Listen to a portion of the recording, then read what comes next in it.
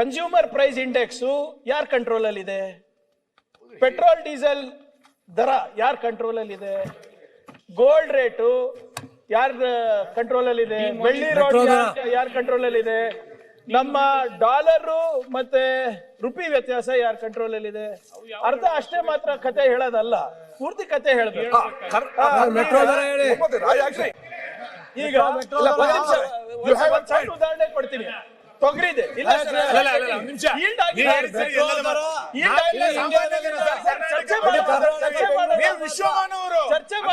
ವಿಷಯ ಬಗ್ಗೆ ನೀವು ಮಾತಾಡಿ. ಸಾಮಾನ್ಯ ಜನ ಇಲ್ಲಿ ನೀವು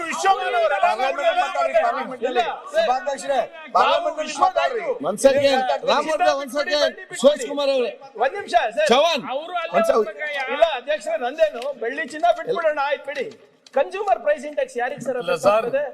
ಯಾರು ತೊಗರಿ ತಗೋತಾರೆ? ಸುರೇಶ್ ಕುಮಾರ್ ಮಾತನಾಡೋದು ತಗೋತಾರೆ. ಸರ್ಕಾರ ಏನು ಏರಿಕೆ ಮಾಡಿದೆ ಸಾಮಾನ್ಯ ಜನರಿಗೆ ಅರ್ಥ ಇದು ಏನು? ಸಾಮಾನ್ಯ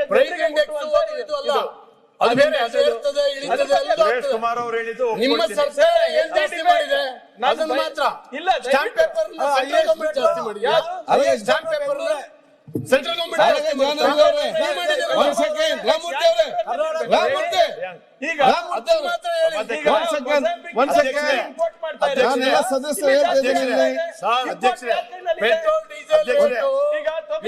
ನಾನು ಎಲ್ಲಿ ಕೇಳಿಯಪ್ಪ ಒಂದ್ ಸೆಕೆಂಡ್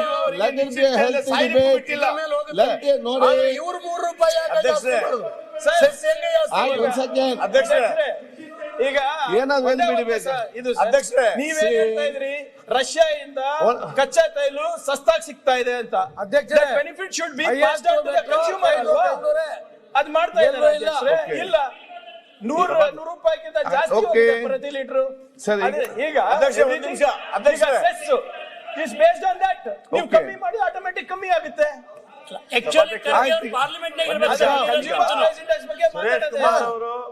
ನಾವು ಬೆಲೆ ಏರಿಕೆ ನಾವು ಸುರೇಶ್ ಒಂದ್ ನಿಮಿಷ ಸುರೇಶ್ ಅನ್ನೋದು ಕೂಡ ಒಂದಿದೆ ಅಲ್ಲ ಅಧ್ಯಕ್ಷ. ಈಗ ಅದನ್ನ ನಾವು ಎಲ್ಲಿ ಬೇಕೋ ಅದನ್ನ ಮಾಡ್ತೀವಿ. ನಾವು ಬೆಲೆ ಏರಿಕೆ ಮಾಡಿದ್ದೀನಿ ಖಂಡಿತ ನಾವು ಏನ್ ಬೆಲೆ ಏರಿಕೆ ಮಾಡಿದೀವಿ ಓಕೆ ಹೇಳ್ತೀನಿ ಇವಾಗ ನಾನು. ಈಗ ಚರ್ಚೆ ಬೇಡ. ಈಗ ಅಂದ್ರೆ ಅಧ್ಯಕ್ಷರೇ ಚರ್ಚೆ ಮಾಡಿ ಸೆಂಟ್ರಲ್ ಗವರ್ಮೆಂಟ್ ಜಾಸ್ತಿ ಮಾಡಿದೆ ಅದನ್ನು ಮಾಡ್ಲಿ ಅವರು ಅದನ್ನ ಹೇಳಿ. ಜಾಸ್ತಿ ಮಾಡಿದ್ರು ಅದನ್ನ ಹೇಳಿ ಅವರೆಲ್ಲ. ಚರ್ಚೆ ಬೇಡ ಹೇಳಿ ಕೇಳಿ. ಸುರೇಶ್ ಕುಮಾರ್ ಅವರೇ ಸುರೇಶ್ ಕುಮಾರ್ ಲೋ ಇದೆ ಅನ್ನೋದು ಕೂಡ ನಿಜ. ಸುರೇಶ್ ಕುಮಾರ್ ಅವರೇ ಅಲ್ಲ ಅದೇ ರೀತಿ ಕೂಡ ಇವತ್ತು ಡಾಲರ್ ನಿಜ, ಪರ್ಚೇಸಿಂಗ್ ಅದನ್ನು ಹೇಳಿರೋದು ನಿಜ. ಎಲ್ಲಾನು ಕೂಡ ನೀವು ಸ್ಟೇಟಿಗೆ ಹೇಳ್ತಾ ಇದ್ರಂದ್ರೆ ಹೆಂಗೆ ಹೇಳಿ?